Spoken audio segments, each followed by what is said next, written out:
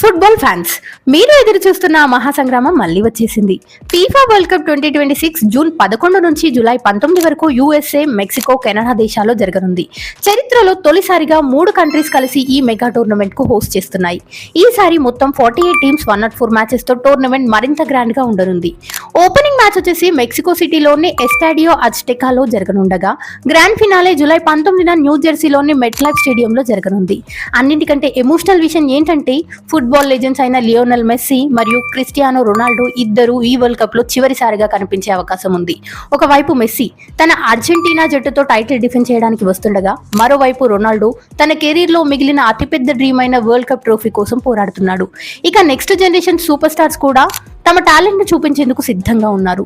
ఈ world cup లో Jordan మరియు ఉజ్బెకిస్తాన్ చరిత్రలో తొలిసారిగా వరల్డ్ కప్ లో అడుగు పెడుతుండగా, ఇరాక్ దాదాపు 40 ఏళ్ల తర్వాత మళ్ళీ ఈ మెగా టోర్నమెంట్ లో కనిపించనుంది.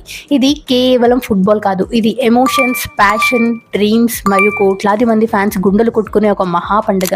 అయితే 2026 ఫీఫా వరల్డ్ కప్ విన్నర్ ఎవరు అవుతారని మీరు అనుకుంటున్నారో కామెంట్ చేయండి.